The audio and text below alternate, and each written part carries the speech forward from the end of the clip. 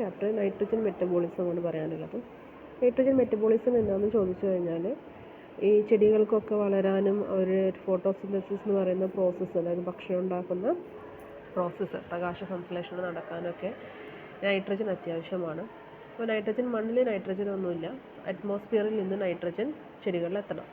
അപ്പോൾ അറ്റ്മോസ്ഫിയറിൽ നിന്നും എങ്ങനെയാണ് ചെടികളിലോട്ട് നൈട്രജൻ എത്തുന്നത്, അത് ചെടികൾ എങ്ങനെയാണ് ഉപയോഗിക്കുന്നത്, ഇത്രയുമാണ് നൈട്രജൻ മെറ്റബോളിസം എന്ന് പറയുന്ന ചാപ്റ്ററിൽ പഠിക്കാനുള്ളത്.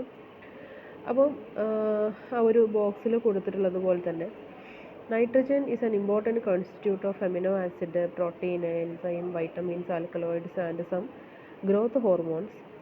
Therefore, study of nitrogen metabolism is absolutely essential because the entire life process is depend on the nitrogen containing molecules. അപ്പോൾ നമുക്കറിയാം നമ്മുടെ ശരീരത്തിൽ വൈറ്റമിൻസ് വേണം, അതുപോലെ പ്രോട്ടീൻ ഉണ്ട്, ഫാറ്റ് ഉണ്ട്. ഇതിലൊക്കെ ഒരു അടിസ്ഥാന ഘടകമാണ് എന്ത്, ഈ നൈട്രജൻ എന്ന് പറയുന്നത്. അപ്പോൾ നൈട്രജൻ എന്താണ് ലൈഫിൽ ബോഡി ഹെൽത്തി ആയിട്ട് ഇരിക്കാൻ വളരെയധികം ഇമ്പോർട്ടൻ്റ് ആയിട്ടുള്ള സാധനമാണ്. അത് ഹ്യൂമൻസിനായാലും ആനിമൽസ് ആയാലും. അപ്പം അത് അത്യാവശ്യമാണെന്ന്. ഓക്കെ, അപ്പോൾ എങ്ങനെയാണ് ഈ നൈട്രജൻ ചെടികളിൽ എത്തുന്നതെന്ന് ചോദിച്ചു കഴിഞ്ഞാൽ പിയർ സൈക്കിളിൽ കാണിക്കുന്നത് പോലെ നൈട്രജൻ ഇൻ അറ്റ്മോസ്ഫിയറിൽ എന്ത് ചെയ്യും, നൈട്രജൻ ഫിക്സിങ് ബാക്ടീരിയകൾ ഉണ്ടാവും. അവരെന്ത് ചെയ്യും, വലിച്ചെടുത്തിട്ട് പ്ലാന്റ്സിൽ ചെല്ലും. പ്ലാന്റ്സിൽ അത് ഉപയോഗിക്കും. പ്ലാന്റ്സ് കഴിക്കുന്നതിലൂടെ അനിമൽസിലോട്ടും നൈട്രജൻ എത്തും. എന്നിട്ട് പ്ലാന്റ്സും അനിമൽസൊക്കെ എന്ത് ചെയ്യും, അനിമൽസ് ആയാൽ യൂറിയ, അതുപോലെ എക്സ്ക്രീറ്റ, നമ്മൾ വിസർജിയൊക്കെ പുറത്തുനിന്ന് കളയുന്നതിലൂടെയും പ്ലാന്റ്സുകൾ ചീഞ്ഞ് മണ്ണിൽ അലിയുമ്പോഴും എന്ത് ചെയ്യും, വീണ്ടും അത് മണ്ണിലോട്ട് തന്നെ എത്തും. അവിടെ മണ്ണിൽ ഡീഗ്രേഡിങ് ബാക്ടീരിയ ഉണ്ടാവും. അതെന്ത് ചെയ്യും, ഈ നൈട്രജനെ അമോണിയ ആക്കി മാറ്റും. അമോണിയ വീണ്ടും ഓക്സിജനുമായിട്ട് കൂടി ചേർന്നിട്ട് നൈട്രേറ്റ് ആവും. വീണ്ടും അതെന്ത് ചെയ്യും, അറ്റ്മോസ്ഫിയറിൽ പോകും. ഇതിങ്ങനെ ഒരു സൈക്കിൾ ഫോമിലാണ് നടന്നു പോകുന്നത്, നൈട്രജൻ സൈക്കിൾ. ഇനി nitrogen is an important constituent of several biomolecules such as amino acid, protein and enzymes. പ്രോട്ടീന്, അമിനോ ആസിഡ്, എൻസൈംസിൻ്റെ ഹോർമോൺസ്, ഇതെല്ലാം എന്ത് നൈട്രജൻ അത്യാവശ്യമാണ്. ഇനി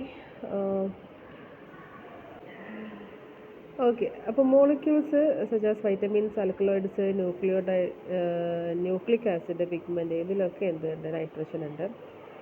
ഈ നൈട്രജൻ സാധാരണ ട്രിപ്പിൾ ബോണ്ടിലായിട്ടാണ് കാണുന്നത്, സ്റ്റേബിൾ സ്റ്റേറ്റിൽ. അതായത് എന്ന് പറയുന്ന നൈട്രജൻ ഒറ്റ മോളിക്യൂളായിട്ടല്ല, N N3 ആയിട്ടാണ് നിൽക്കുക. 3 മോളിക്യൂൾ കൂടി ചേർന്നിട്ടാണ് എപ്പോഴും ഉണ്ടാവുക. അതാണ് സ്റ്റെബിലിറ്റി ഉണ്ടാവുക. ഈ നൈട്രജൻ ഫിക്സേഷൻ എങ്ങനെയാണ് നടക്കുന്നതെന്ന് പറയാം. Nitrogen fixation is the reduction of nitrogen to ammonia. Nitrogen അമോണിയയാക്കി മാറ്റുന്ന പ്രോസസ്സിനെയാണ് നൈട്രജൻ ഫിക്സേഷൻ എന്ന് പറയുന്നത്. അപ്പം ബയോളജിക്കൽ നൈട്രജൻ ഫിക്സേഷൻ, ബയോളജിക്കൽ എന്ന് പറഞ്ഞു കഴിഞ്ഞാൽ ഓക്സിജൻ്റെ സാന്നിധ്യം ഇല്ലാതെ നടക്കുന്ന നൈട്രജൻ ഫിക്സേഷനിൽ nitrogen is reduced to ammonia without involving any living cell. This is industrial fixation where nitrogen gets.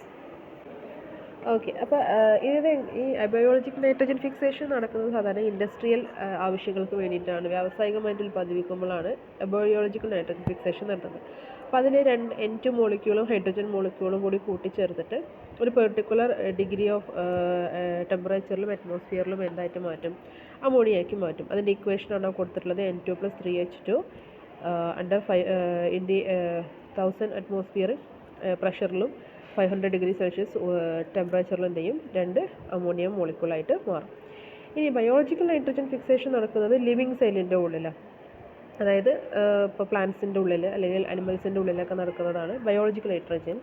അവിടെ എന്താണെന്ന് ചോദിച്ചു കഴിഞ്ഞാൽ നൈട്രജനും ATP എന്ന് പറയുന്നത് എനർജിയുടെ യൂണിറ്റാണ് കേട്ടോ. 16 ATPയും ഹൈഡ്രജനും പിന്നെ 16 ADPയും ഒക്കെ കൂടി ചേർന്നിട്ടാണ് എന്ത് ചെയ്യുന്നത്, അവിടെ നൈട്രജൻ ഫിക്സേഷൻ നടക്കുന്നത്. ഇനി ഇതിന് സഹായിക്കുന്ന എൻസൈം എന്ന് പറയുന്നത് നൈട്രോജിനേസ് ആണ് കേട്ടോ. നൈട്രോജിനേസ് എന്ന് പറയുന്നതാണ് ഇതിന് സഹായിക്കുന്ന എൻസൈം എന്ന് പറയുന്നത്. ഇനി nitrogen fixation may take place in free living organism or in symbiotic system. There are many symbiotic nitrogen fixation systems such as lichens, pteridophytes, bryophytes, gymnosperm, legumes. ഈ സിംബയോട്ടിക് സിസ്റ്റം എന്ന് പറയുന്നത് ഇപ്പം ഒരാൾക്ക് നൈട്രജൻ ഫിക്സേഷൻ നടക്കുന്ന സമയത്ത് അത് വേറൊരു living ഓർഗാനിസത്തിനും കൂടി സഹായകമാവുന്ന രീതിയിലാണ് നടക്കുന്നത് എന്നുണ്ടെങ്കിൽ അതിനെയാണ് നമ്മൾ സിംബയോട്ടിക് സിസ്റ്റം എന്ന് വിളിക്കുന്നത്. അപ്പോൾ ഈ ലൈക്കൻസ്, ടെറിഡോഫൈറ്റ്, ബ്രയോഫൈറ്റ് ഇതൊക്കെ നമ്മൾ പ്ലാന്റ്സിൻ്റെ പല കാറ്റഗറിയിൽ പറഞ്ഞ ആളുകളാണ്. ഇതിലൊക്കെ നടക്കുന്നത് അത്തരത്തിലുള്ള സിംബയോട്ടിക് നൈട്രജൻ ഫിക്സേഷനാണ് നടക്കുന്നത്. ഇനി സയാനോ ബാക്ടീരിയം എന്ന് പറയുന്ന ഒരു ബാക്ടീരിയ ഉണ്ട്. അതാണ് ലൈക്കൻസ്, ബ്രയോഫൈറ്റ്, ടെറിഡോഫൈറ്റ്, ജിംനോസ്പേമിലൊക്കെ എന്തിനു സഹായിക്കുന്നത്? നൈട്രജൻ ഫിക്സേഷന് സഹായിക്കുന്നത്. അതേസമയം ലെഗ്യൂംസിൽ ഇതിന് സഹായിക്കുന്നത് റൈസോബിയമാണ്. ലെഗ്യൂംസ് എന്ന് പറഞ്ഞു കഴിഞ്ഞാൽ പയർ വിഭാഗത്തിൽപ്പെടുന്ന ചെടികളാണ് കേട്ടോ. അപ്പോൾ ലെഗ്യൂംസിൽ ഈ നൈട്രജൻ ഫിക്സേഷന് സഹായിക്കുന്നത് റൈസോബിയമാണ്. ഓക്കെ, അപ്പോൾ ഇവിടെ കൊടുത്തിട്ടുണ്ട്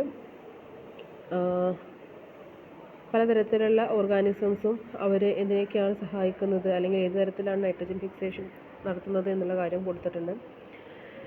അതിൽ ക്ലോസ്ട്രിഡിയം എന്ന് പറയുന്ന ഓർഗാനിസം എനൈറോബിക് ബാക്ടീരിയയാണ്. അത് നോൺ ഫോട്ടോസിന്തറ്റിക് ആയിട്ടുള്ള ബാക്ടീരിയയാണ് ക്ലോസ്ട്രോഡിയം. പിന്നെ ക്ലബ്സീല, അസിറ്റോബാക്ടർ, റോഡോസ്പിറം, അനബേനിയ, ഇതൊക്കെ എന്താണ് നൈട്രജൻ ഫിക്സേഷന് സഹായിക്കുന്ന ഓർഗാനിസംസ് ആണ്. ഇനി leghaemoglobin is produced as a result of interaction between bacterium and legume roots. അപ്പോൾ നമ്മൾ മെയിനായിട്ട് ഇപ്പോൾ ചെടികളിൽ തന്നെ പയർ ചെടികളിലെല്ലാം നൈട്രജൻ ഫിക്സേഷനെ കുറിച്ചാണ് പറയുക. പയർ ചെടികളിലെ വേരുകളിൽ ഈ ബാക്ടീരിയ ഉണ്ടായിരിക്കും. ഏത് ബാക്ടീരിയ? റൈസോബിയം എന്ന് പറയുന്ന ബാക്ടീരിയ ഉണ്ടായിരിക്കും. ആ ബാക്ടീരിയ എന്ത് ചെയ്യും? നൈട്രേറ്റ്സിനെ വലിച്ചെടുത്തിട്ടാണ് എന്ത് ചെയ്യുന്നത്? നൈട്രജൻ ഫിക്സേഷൻ, പ്ലാന്റ്സിന് ആവശ്യമായ നൈട്രജൻ അതിലോട്ട് എത്തിക്കുന്നത്. അപ്പം ഈ നൈട്രജൻ ഫിക്സേഷൻ്റെ ഭാഗമായിട്ട് ഉണ്ടാകുന്ന ഒരു പ്രൊഡക്റ്റാണ് ലെഗ്യൂമോഗ്ലോബിൻ എന്ന് പറയുന്നത്. ഇനി നൈട്രജൻ ഫിക്സേഷൻ്റെ സമയത്ത് ലെഗ്യൂമോഗ്ലോബിൻ എന്ത് ചെയ്യും? ഓക്സിജൻ സ്കാവഞ്ചർ, അതായത് ഓക്സിജൻ സ്വീകരിക്കും. എന്നിട്ട് നൈട്രജനെ എന്താക്കി മാറ്റും? അമോണിയാക്കി മാറ്റുകയാണ് ചെയ്യുക. ഇനി ഇതിന് വേണ്ട എനർജി എവിടെ നിന്നാണ് കിട്ടുന്നതെന്ന് ചോദിച്ചു കഴിഞ്ഞാൽ അത് പൈറൂബിക് ആസിഡാണ്. അത് ക്രബ് സൈക്കിൾ വഴി, അതായത് ചെടികളിൽ നടക്കുന്ന റെസ്പിറേഷൻ പ്രോസസ്സാണ് ക്രബ് സൈക്കിൾ. അതിലുണ്ടാകുന്ന ഒരു ബൈ പ്രൊഡക്റ്റാണ് പൈറൂബിക് ആസിഡ്. ആ പൈറൂബിക് ആസിഡിൽ നിന്നുമാണ് ഇതിനാവശ്യമായിട്ടുള്ള ഇലക്ട്രോൺസും എനർജിയും ഒക്കെ കിട്ടുന്നത്. അപ്പോൾ ഇവിടെ ഒരു നൈട്രജൻ ഫിക്സേഷൻ്റെ ഒരു ബയോകെമിക്കൽ ഫ്ലോ ചാർട്ട് കൊടുത്തിട്ടുണ്ട്. നൈട്രജൻ വരുന്നു, നൈട്രജൻ ഓക്സിജനുമായിട്ട് കൂടിച്ചേരുന്നു, എന്നിട്ട് അതെന്തായിട്ട് മാറുന്നു? അമോണിയായിട്ട് മാറുന്ന ഒരു സൈക്കിളാണ് കൊടുത്തിട്ടുള്ളത്. ഇനി nitrate and ammonia assimilation by plants. എങ്ങനെയാണ് പ്ലാന്റ്സിൽ നൈട്രേറ്റ് അമോണിയ ആയിട്ട് മാറുന്നതും തിരിച്ച് അമോണിയ നൈട്രേറ്റ് ആക്കി മാറുന്നതൊക്കെ എങ്ങനെയാണെന്ന് ചോദിച്ചിട്ടുള്ളത്. അപ്പം നൈട്രേറ്റ് എന്ന് പറയുന്നത് പ്ലാന്റ്സിൽ ആദ്യം അവർ അബ്സോർബ് ചെയ്യും. എന്നിട്ട് രണ്ട് തരത്തിലുള്ള ഡിഫറെൻറ്റ് എൻസൈമുകൾ ഉപയോഗിച്ചിട്ടാണ് അവരത് അമോണിയാക്കി മാറ്റുക. ആദ്യം നൈട്രസ് ഓക്സൈഡിനെ നൈട്രേറ്റ് റിഡക്റ്റേഴ്സ് എന്ന് പറയുന്ന എൻസൈമിൻ്റെ സഹായത്തോടെ നൈട്രേറ്റിനെ നൈട്രൈറ്റായിട്ട് മാറ്റും, NO2 ആക്കി മാറ്റും. എന്നിട്ട് അതിനെ വീണ്ടും നൈട്രൈറ്റ് റിഡക്റ്റേഴ്സ് വഴിയാണ് എന്തായിട്ട് മാറ്റുന്നത്? NH3 പറയുന്ന അമോണിയാക്കി മാറ്റുന്നത്. അപ്പോൾ ആ സമയത്ത് ഹൈഡ്രജൻ്റെ ആവശ്യം വരുന്നുണ്ട്, എനർജിയുടെ ആവശ്യം വരുന്നുണ്ട്. അതൊക്കെ ആ ഫ്ലോ ചാർട്ടിൽ കൊടുത്തിട്ടുണ്ട്. ഓക്കെ, ഇനി amino acid have 2 functional groups, namely amino group and carboxyl group. Amino acid എന്ന് പറഞ്ഞു കഴിഞ്ഞാൽ നമുക്കറിയാം നമ്മുടെ ശരീരത്തിലെ പ്രോട്ടീൻസിൻ്റെ ഏറ്റവും ചെറിയ ഘടകമാണ് അമിനോ ആസിഡ്. അതിന് രണ്ട് തരത്തിലുള്ള ഫങ്ഷണൽ ഗ്രൂപ്പാണത്. ഒന്ന് അമിനോ ഗ്രൂപ്പും പിന്നെ ഒന്ന് കാർബോക്സിൽ ഗ്രൂപ്പുമാണത്. ഈ amino acid may be produced by reductive amination of keto acid. അതായത് കീറ്റോ ആസിഡിൻ്റെ അമിനേഷൻ വഴിയാണ് എന്ത് ചെയ്യുന്നത്? അമിനോ ആസിഡുകൾ ഉണ്ടാവുന്നത്. അതായത് ഇപ്പോൾ അതവിടെ കൊടുത്തിട്ടുണ്ട്. കീറ്റോ ആസിഡും അമോണിയയും കൂടി ചേർന്നിട്ട് ഗ്ലൂട്ടാമേറ്റ് ഡീഹൈഡ്രോജിനേസ് എന്ന് പറയുന്ന എൻസൈമിൻ്റെ സഹായത്തോടെയാണ് എന്തായിട്ട് മാറുന്നത്? ഗ്ലൂട്ടാമിക് ആയിട്ട് മാറുന്നത്. ഈ ഗ്ലൂട്ടാമിക് എന്ന് പറയുന്നത് അമിനോ ആസിഡിൻ്റെ ഒരു കോമ്പൗണ്ടാണ് കേട്ടോ. ഇനി reductive amination reactions are catalysed by dehydrogenase. ഇപ്പോൾ പറഞ്ഞ പോലെ റിഡക്റ്റീവ് അമിനേഷൻ എന്ന് പറയുന്നത് എന്താണ്? ഇതിനിപ്പോൾ നമ്മൾ മുകളിൽ എഴുതിയ എൻസൈം ഉണ്ടല്ലോ, ഗ്ലൂട്ടാമേറ്റ് ഡീഹൈഡ്രോജിനേസ്. അപ്പോൾ ഡീഹൈഡ്രോജിനേസ് വിഭാഗത്തിൽപ്പെടുന്ന എൻസൈമുകളാണ് എന്ത് ചെയ്യുന്നത്? ഈ റിഡക്റ്റീവ് അമിനേഷൻ പ്രോസസ്സിന് സഹായിക്കുന്നത്. Amino acids may be produced by transamination process.